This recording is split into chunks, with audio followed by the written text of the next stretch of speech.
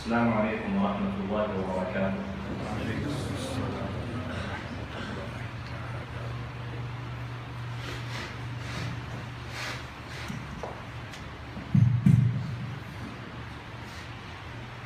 الله أكبر الله أكبر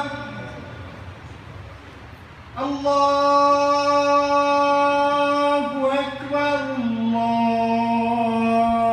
الله أكبر أشهد أن لا إله إلا الله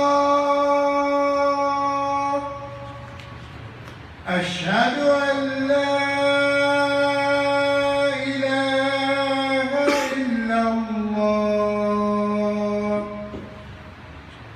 أشهد أن محمدًا رسول الله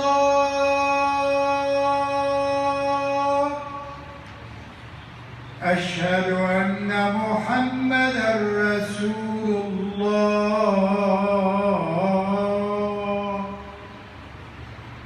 حي على الصلاة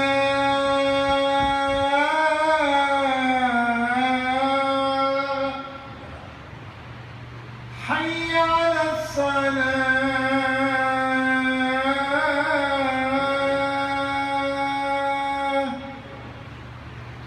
حي على الفلاح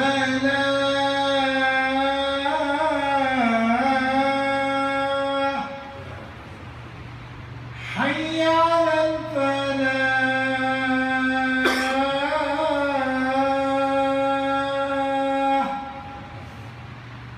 الله أكبر الله أكبر لا إله إلا الله.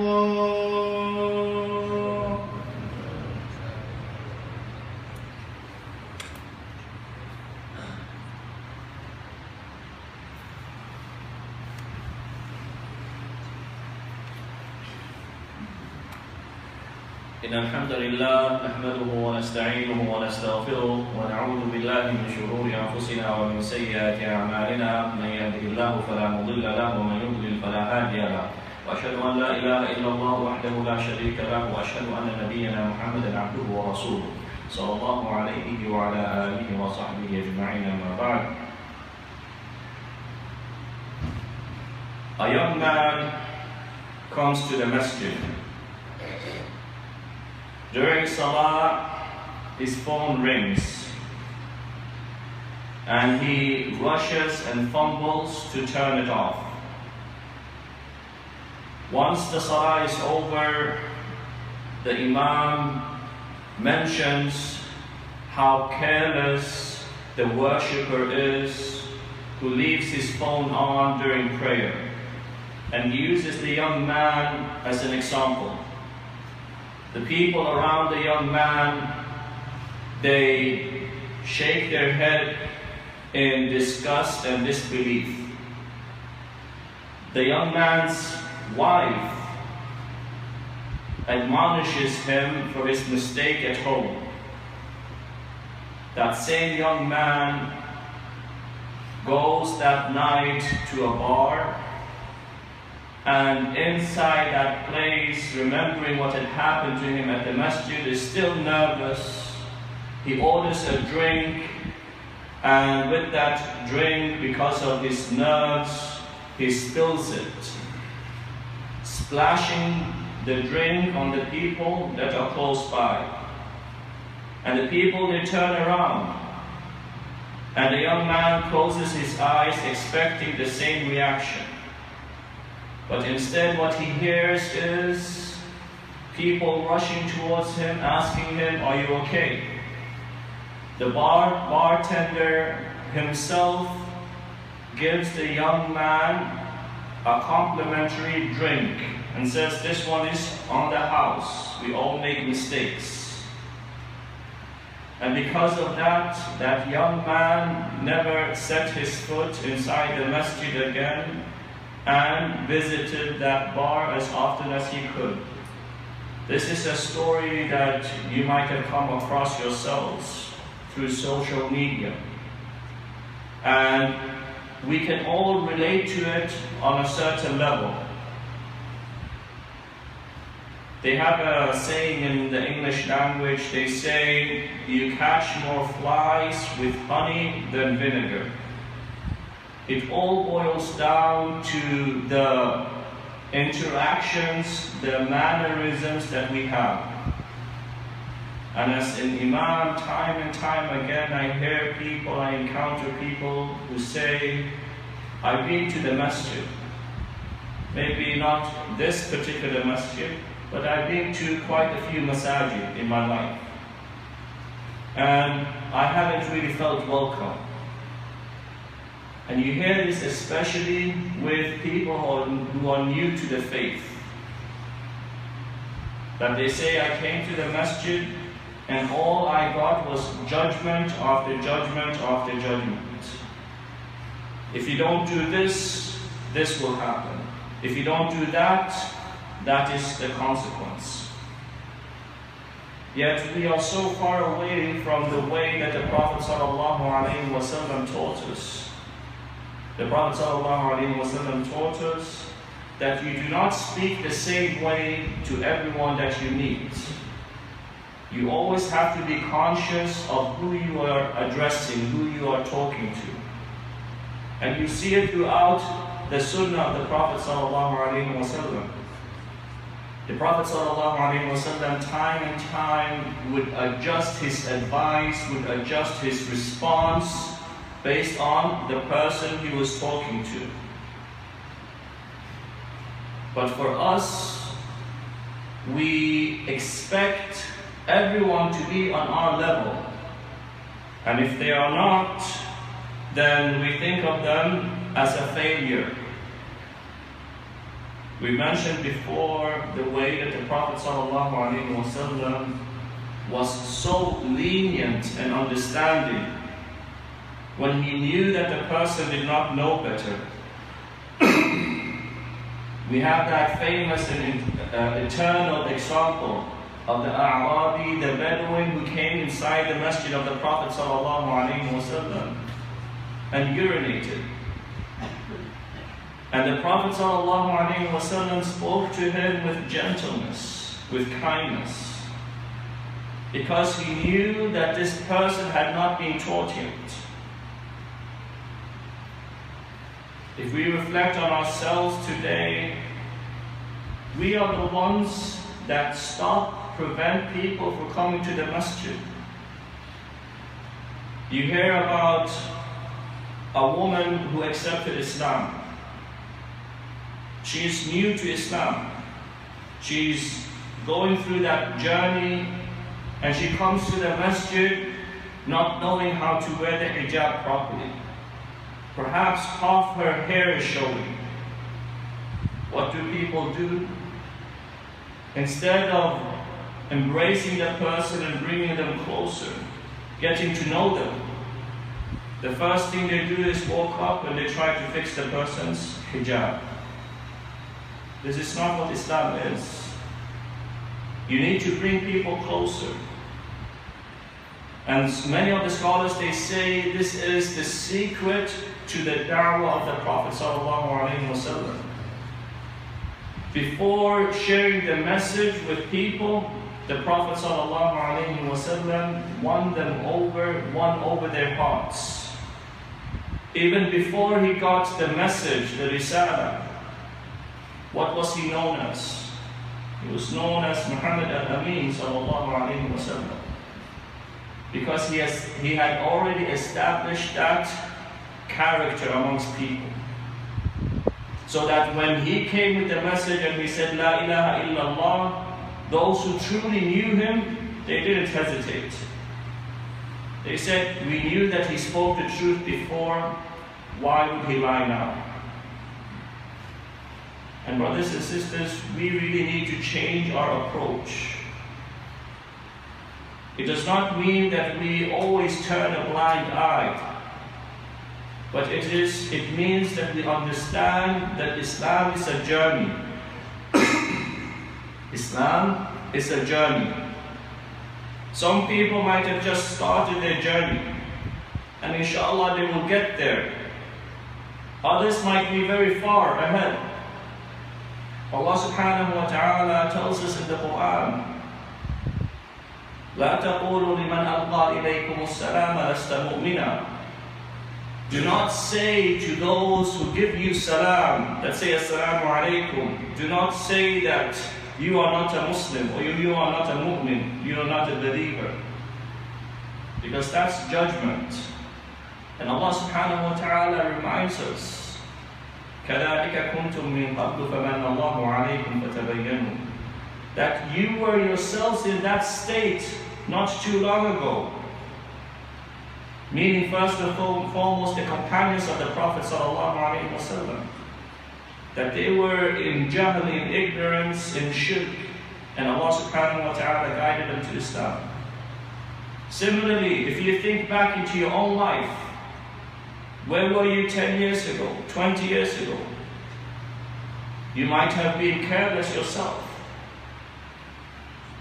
And you see the reaction in people if someone walks from off the street into the masjid and they've got half of their body tattooed. All the Muslims, they start looking at the person and judging the person. I wonder what this person, what their life was like. What is this person doing in the masjid? When in reality that is not the approach that we should have. And the best way of giving dawah, brothers and sisters, and we mention it time and time again, is through your character. If you show a person a smile today, tomorrow they will smile back. The day after that, they will come and sit with you. Even the Prophet sallallahu alaihi wasallam, Allah subhanahu wa ta'ala warns him, وَلَوْ كُنْتَ فَضًّا غَلِيظَ الْقَلْبِ لَانفَضُّوا مِنْ حَوْلِكَ. That if you were harsh, if you were stern, if you did not have the character that you have, لَانفَضُّوا مِنْ حَوْلِكَ, then these companions, they would have left you. But it was through the mercy of Allah subhanahu wa ta'ala, فَبِمَا رَحْمَةٍ مِّنَ اللَّهِ لِنْتَ لَهُمْ. It was through the mercy of Allah that the Prophet ﷺ was gentle and kind towards his companions. So if we want to be like the Prophet ﷺ, this message goes out to the sisters, it goes out to the brothers, it goes out to the youth, because we all represent Islam, all together as one unit. It's not just the Imam that represents Islam. Every single person, when you meet someone that comes inside the masjid, and you've never seen him before, don't think to yourself, well, the Imam will take care of this new person. No. It becomes your responsibility that you make that person's first interaction with Muslims and the masjid a beautiful one.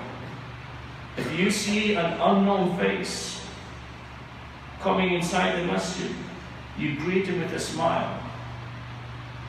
You welcome them, you ask them for their name. And it is sad as Muslims that we have to remind each other of these basics. This is common decency. But when we do that, we are implementing our religion. We are following in the footsteps of the Prophet ﷺ. And if we go about it that way, you will see a change. Instead of people complaining about the masajid and saying, I went to the masjid and people were very harsh towards me, you will see people saying, I came to the masjid and I had the most wonderful of experiences. أقول ما تسمعون وأستغفر الله لي ولكم ولسائر المسلمين من كل ذنب فاستغفروه إنه هو الغفور الرحيم.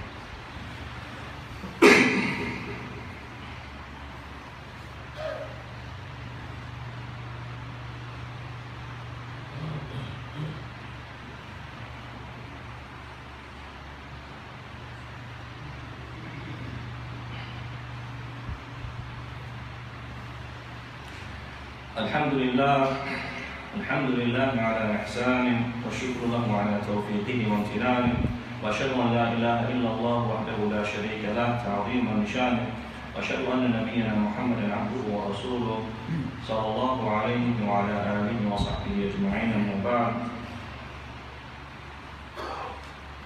Whilst I was still a student at the Islamic University in Medina, I had an opportunity to ask one of my teachers, the Imam at the Masjid in Medina, the Prophet's Masjid, about da'wah and the importance of da'wah. And he reminded me, in the same way that I'm reminding you, that da'wah, showing or sharing Islam with others, or calling towards the path of Allah subhanahu wa ta'ala, it is a must for each and every individual. The children in the community, it is your responsibility. The women in the community, it is your responsibility. The men in the community, it is your responsibility. Every single person has a responsibility, and Allah subhanahu wa ta'ala does not burden a soul more than it can bear. You do what you can within your group of people. But because we neglect our responsibilities today, you see that instead of people being intrigued and interested about Islam, as soon as they hear Islam, what do people do? They put their fingers in their ears and they turn the other way. And the very best of them, they say, I have many Muslim friends. I know what they're about. And brothers and sisters, we need to change it. And that change does not happen overnight. But if you are sincere to Allah subhanahu wa ta'ala, then that little effort that you put in, Allah subhanahu wa ta'ala will bless it. The Prophet sallallahu alayhi wa sallam, when he started this da'wah, call towards Islam, he started very simple, calling his wife Khadija radiallahu anha, calling the people close to him, وَأَنذِرْ عَشِيرَتَكَ الْأَقْرَبِينَ. And today you see how many Muslims there are in the world. Close to 2 billion Muslims. And Islam is the fastest growing religion. It all boils down to those 2 points, knowledge and sincerity. And they have to go together, brothers and sisters. If you have one and you don't have the other, it won't help you. You can be as sincere as you want, but if you go about it the wrong way, it will never benefit. And you can be the most knowledgeable person, but if you lack that sincerity, then that knowledge will be against you.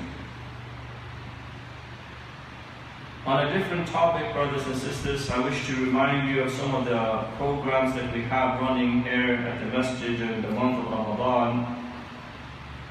On the 21st, I believe it is a Tuesday, we encourage people in the community to share their iftar with friends and colleagues, preferably non-Muslims, to help give them an insight to what it means to be a Muslim and follow the religion of Islam. You can do so in many different ways. The best way would be to invite someone to your house and to have the iftar with them. But you can do it in whatever way you want. Some people, they've taken food and they've given it to their neighbors. And they've taken that opportunity to teach them a little bit about Islam. When you give that food, you tell them this is the month of Ramadan, and as Muslims we fast, this is our iftar. We don't have to go around knocking on people's door and shoving our religion down people's throats. No, alhamdulillah. Islam is easy. But if you show them good manners, that is what they will remember. They might not remember the specifics about Ramadan and fasting and so on, but they'll remember I had a good neighbor. That neighbor would come and help me. And at the end of the day, that is what will weigh the most on the scale on Yawm al-Qiyamah, on the Day of Judgment. Nothing will weigh more than good manners. And this, the month of Ramadan, is the time to show people what Islam really is.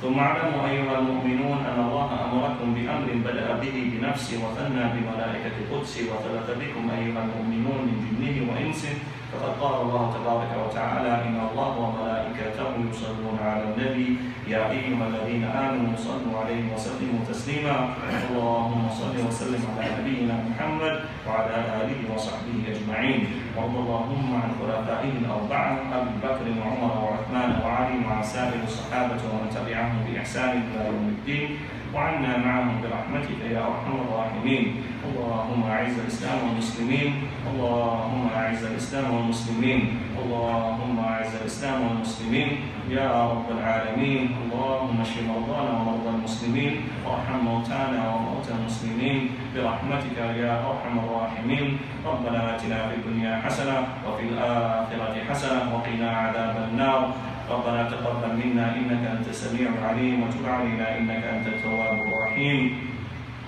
عباد الله إن الله يأمر بالعدل والإحسان وإيتاء ذي القربى وينهى عن الفحشاء والمنكر والبغي يعظكم لعلكم تذكرون فاذكروا الله يذكركم واشكروه على نعمه يزدكم ولذكر الله تعالى أكبر والله يعلم ما تصنعون أقم الصلاة